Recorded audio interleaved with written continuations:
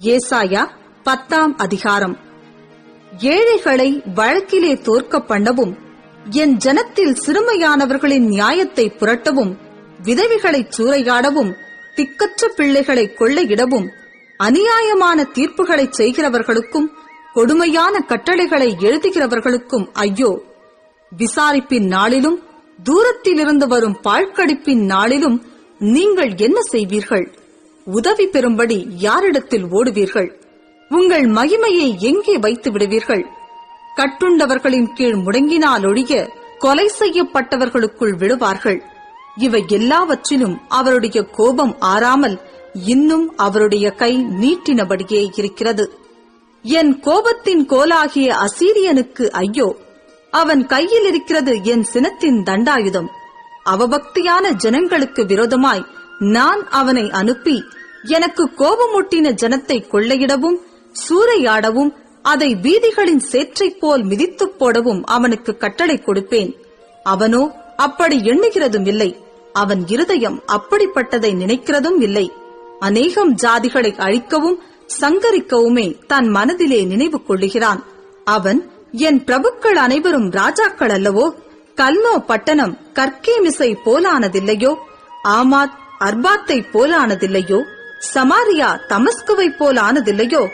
எருசலேமையும் சமாரியாவையும் பார்க்கிலும் விசேஷித்த சிலைகளுள்ள விக்கிரக ராஜ்யங்களை என் கை கண்டுபிடித்திருக்க, நான் சமாரியாவுக்கும் அதன் விக்கிரகங்களுக்கும் செய்தது போல் எருசலேமுக்கும் அதன் விக்கிரகங்களுக்கும் செய்யாமல் இருப்பேனோ என்று சொல்லுகிறான்.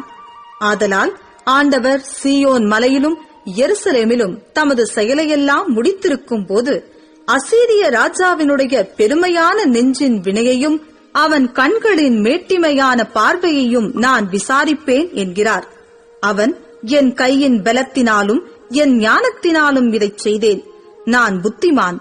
நான் ஜனங்களின் எல்லைகளை மாற்றி அவர்கள் பண்டக சாலைகளை கொள்ளையிட்டு வல்லவனைப் போல் குடிகளை தாழ்த்தினேன்.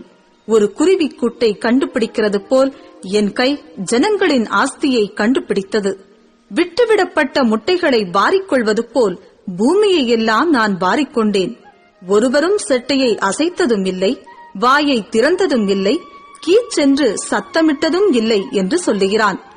கோடரியானது தன்னால் வெட்டுகிறவனுக்கு விரோதமாய் மேன்மை பாராட்டலாமோ? வாளானது தன்னை கையாடுகிறவனுக்கு விரோதமாய் பெருமை பாராட்டலாமோ? பாராட்டினால் தடியானது தன்னை பிடித்தவனை மிரட்டினார் போலவும், கோலானது நான் மரக்கட்டை அல்லவென்று எழும்பினார் போலவும் இருக்குமே.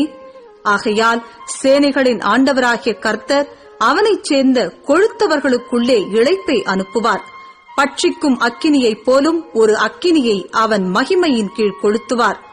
இஸ்ரவேலின் ஒளியானவர் அக்கினியும் அதன் பரிசுத்தர் அக்கினி ஜுவாலையுமாகி ஒரே நாளிலே அவனுடைய முட்செடிகளையும் நெரிஞ்சல்களையும் தகித்து பட்சித்து அவனுடைய வனத்தின் மகிமையையும் அவனுடைய பயிர் நிலத்தின் மகிமையையும் உள்ளும் புறம்புமாய் அழிய பண்ணுவார். கொடிப்பிடிக்கிறவன் களைத்து விடுவது போலாகும். காட்டில் அவனுக்கு மீதியான மரங்கள் கொஞ்சமாயிருக்கும். ஒரு சிறு பிள்ளை அவைகளை எண்ணி எழுதலாம். அக்காலத்திலே இஸ்ரவேலில் மீதியானவர்களும் யாக்கோபின் வம்சத்தில் தப்பினவர்களும் பின்னொரு போதும் தங்களை அடித்தவனை சார்ந்து கொள்ளாமல் இஸ்ரவேலின் பரிசுத்தராகிய கர்த்தரையே உண்மையாய் சார்ந்து கொள்வார்கள். மீதியாயிருப்பவர்கள், யாக்கோபில் மீதியாயிருப்பவர்களே வல்லமையுள்ள தேவனிடத்தில் திரும்புவார்கள். இஸ்ரவேலே, உன் ஜனங்கள் சமுத்திரத்தின் மணலத்தனையாயிருந்தாலும் அவர்களில் மீதியாயிருப்பவர்கள் மாத்திரம் திரும்புவார்கள். தீர்மானிக்கப்பட்ட அழிவு நிறைந்த நீதியோடே புரண்டு வரும். சேனைகளின் கர்த்தராகிய ஆண்டவர் தேசத்துக்குள் எங்கும் தீர்மானிக்கப்பட்ட அழிவை வரச் செய்வார். ஆகையால் சீயோனில் வாசமாயிருக்கிற என் ஜனமே, அசீரியனுக்கு பயப்படாதே.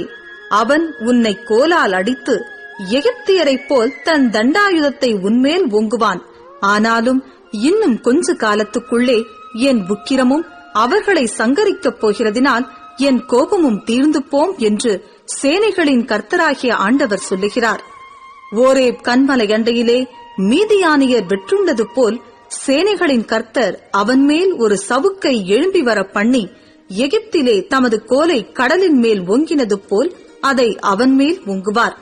அந்நாளில் உன் தோளினின்று அவன் சுமையும் உன் கழுத்தினின்று அவன் நுகமும் நீக்கப்படும். அபிஷேகத்தின் நுகம் முறிந்து போம். அவன் ஆயாத்துக்கு வந்து மிக்ரோனை கடந்து மிக்மாசிலே தன் ரஸ்துக்களை வைத்திருக்கிறான். கணவாயை தாண்டி கேபாவிலே பாளையம் இறங்குகிறார்கள். ராமா அதிர்கிறது. சவுலின் ஊராகிய கிபியா ஓடிப்போகிறது. காலின் குமாரத்தியே, உரத்த சத்தமாய் கூப்பிடு. ஏழை ஆனதோத்தே, லாயிஷ் ஊர் மட்டும் எட்ட சத்தமிட்டு கூப்பிடு. மத்மேனா வலசை வாங்கிப்போம். கேபிமின் குடிகள் தப்பி ஓட கூட்டம் கூடுகிறார்கள். இனி ஒரு நாள் நோபிலே தங்கி சீயோன் குமாரத்தியின் பர்வதத்துக்கும் எருசலேமின் மேட்டுக்கும் விரோதமாய் கை நீட்டி மிரட்டுவான். இதோ சேனைகளின் கர்த்தராகிய ஆண்டவர் தோப்புகளை பயங்கரமாய் வெட்டுவார். ஓங்கி வளர்ந்தவைகள் வெட்டுண்டு மேட்டிமையானவைகள் தாழ்த்தப்படும். அவர் காட்டின் அடர்த்தியை கோடரியினாலே வெட்டி போடுவார். மகத்துவமானவராலே லீபனோன் விழும்.